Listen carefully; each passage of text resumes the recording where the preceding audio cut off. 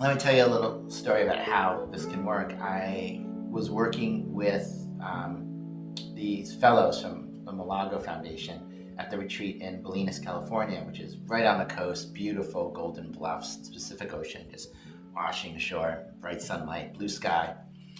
And we're in this beautiful setting, it's a great honor to become one of these fellows for social entrepreneur.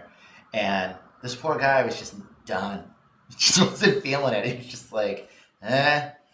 And so we just sat and stared at the ocean on the bluffs and looked out and just wasn't doing anything, right? And so it's supposed I'm there to have conversations and help these people, and I'm not saying anything.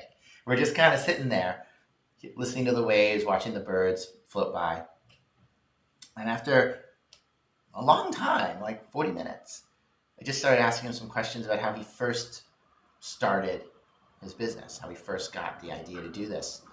And he told a story about traveling in somewhere very remote and getting hurt and almost dying because there wasn't any medical access, and having this realization that this was needed.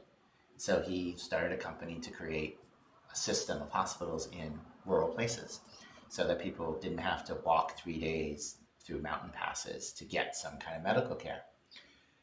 But it wasn't like a burning part of him. He'd had this experience that galvanized him. Many social entrepreneurs have been, burning from a young age to make a change. And so that what had happened was he had been running for about 10 years off of this experience, and the energy had run out. His mojo had run out. But by getting him back in touch with that experience and the kind of responsibility he felt and the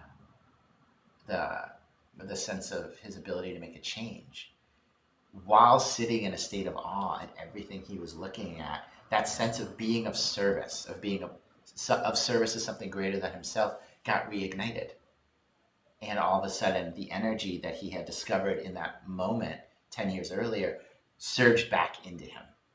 And suddenly he was able to go out into the world ready to tackle the growth, the scale, the problems.